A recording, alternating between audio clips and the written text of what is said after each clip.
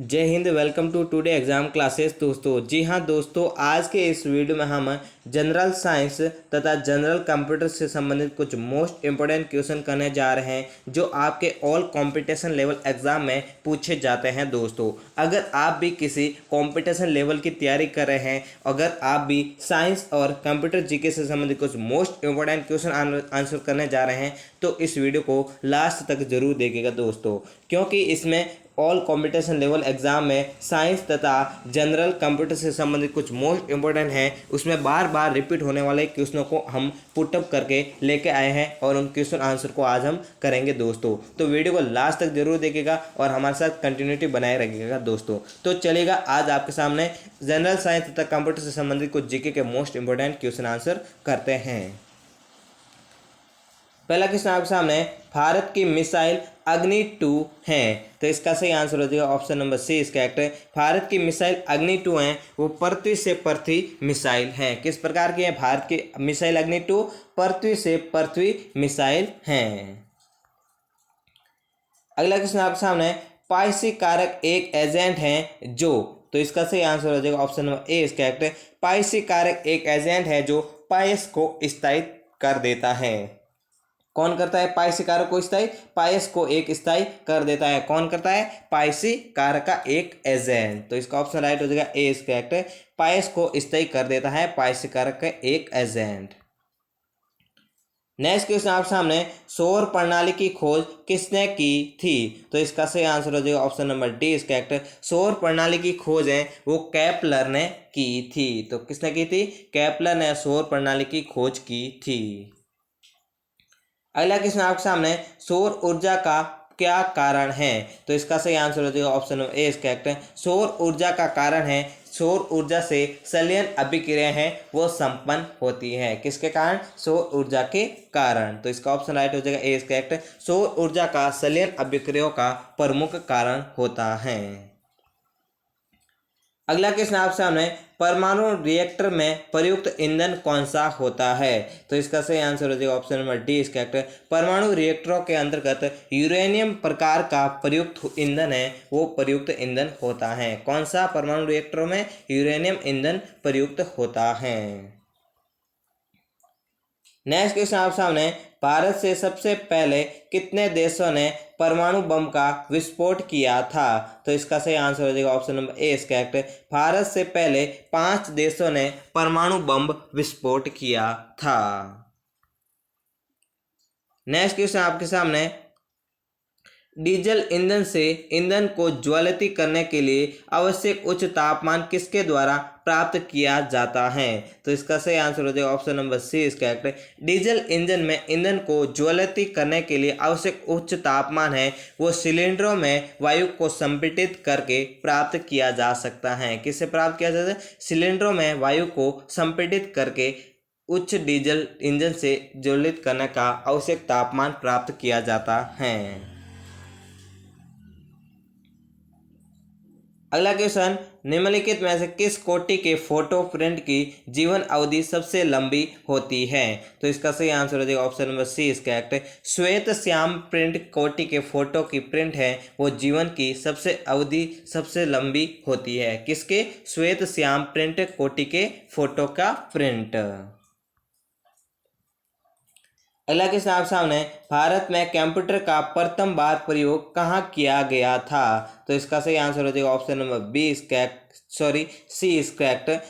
भारत में कंप्यूटर का प्रथम बार प्रयोग है वो प्रधान डाकघर बेंगलुरु में किया गया था। तो इसका ऑप्शन राइट हो जाएगा सी इज करेक्ट। कहाँ पर किया गया था? प्रधान डाकघर बेंगलुरु में।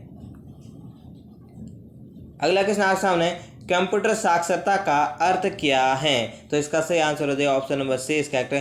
कंप्यूटर साक्षरता का अर्थ होता है कंप्यूटर की कार्य की क्षमता की जानकारी रखना। अर्थात कंप्यूटर साक्षरता मतलब कि कंप्यूटर के बारे में कार्य करने की क्षमता की जानकारी रखता है, उसे कंप्यूटर साक्षरता का अर्थ होता है। अगला क्वेश्चन, कंप्यूटर प्रोसेस द्वारा इंफॉर्मेशन में परिवर्तित करता है। तो इसका सही आंसर हो जाएगा ऑप्शन नंबर सी इसका करेक्ट है। कंप्यूटर प्रोसेस द्वारा इंफॉर्मेशन में परिवर्तित करता है। किसको करता है? डाटा को। कंप्यूटर प्रोसेस द्वारा इंफॉर्मेशन दी जाती है तो वह डाटा में कन्वर्ट करने का कार्य करता है। कौन करता है? कंप्यूटर प्रोसेस द्वारा इंफॉर्मेशन को। अगला क्वेश्चन, कंप्यूटर में होना चाहिए कि ये बूट हो सके। तो इसका सही आंसर हो जाएगा option number C is correct. Computer में ऑपरेटिंग सिस्टम होना चाहिए ताकि ये बूट हो सके। क्या हो सके? ऑपरेटिंग सिस्टम होने के कारण कंप्यूटर में बूट हो सकता है। तो क्या कौन सा सिस्टम लागू होना चाहिए कंप्यूटर के अंदर? ऑपरेटिंग सिस्टम का। अगला क्वेश्चन आपके सामने, एक्सेल में ये प्रीकार्डिक फॉर्मूलो हैं जो जटिल गणनाओं के लिए शॉर्टकट हैं। तो इसका सही आंसर हो जाएगा ऑप्शन नंबर सी इसका। एक्सेल में ये एक प्रीकार्डिक फॉर्मूला है जो कौन सा फॉर्मूला है? एक्सेल में एक फंक्शन प्रकार का प्रीकार्डिक फॉर्मूला है जो जटिल गणनाओं के लिए शॉर्टकट है। कौन सा ऑप्शन राइट होगा? Option number C is correct. Function होगा एक्सेल के अंदर जो प्रीकार्डिक फॉर्मूलों को जटिल गणनाओं के लिए शॉर्टकट फंक्शन में कन्वर्ट कर देता है। अगला क्वेश्चन, निम्नलिखित में से कौन कंट्रोल यूनिट का फंक्शन नहीं है? तो इसका सही आंसर हो जाएगा option number C is correct. Direct operations हैं जो कंट्रोल यूनिट का फंक्शन नहीं है। अगला क्वेश्चन, जब नींबू के रस को खाने पर सोडे पर डाला जाता है तब उसमें तेज उत्फुल्लन होता है क्योंकि उससे उत्पन्न गैस होती है। तो इसका सही आंसर हो जाएगा option number C is correct. जब नींबू के रस को खाने के सोडे पर डाला जाता है तो उसमें तेज उत्फुल्लन होता है, वो कार्बन डाइऑक्साइड गैस के उत्पादन के कारण होता है। किसके कारण होता है? कार्बन डाइऑक्साइड गैस के उत्पादन के कारण होता है। अगला क्वेश्चन, निम्नलिखित में से वह उपकरण कौन सा है जिसका प्रयोग पवन के बल व वेग के मापन के लिए किया जाता है? तो इसका सही आंसर हो जाएगा option number B is correct. Anemometer ऐसा उपकरण है जिसका प्रयोग पवन के बल एवं वेग के मापन के लिए किया जाता है। किसके मापन के लिए? पवन के बल तथा वेग के मापन के लिए किसका प्रयोग किया जाता है? एनेमोमीटर का प्रयोग किया जाता है। अगला क्वेश्चन, यदि नोड तथा संलग्न एंटी नोड के मध्य दूरी 30 सेंटीमीटर है तो तरंग कितनी दीर्घ होगी? तो इसका सही आंसर हो जाएगा option number C is correct. यदि नोड तथा संलग्न एंटी नोड के मध्य दूरी 30 सेंटीमीटर है तो तरंग की है वो 120 सेंटीमीटर दूरी होगी। कितनी होगी? 120 सेंटीमीटर दीर्घ दूरी होगी।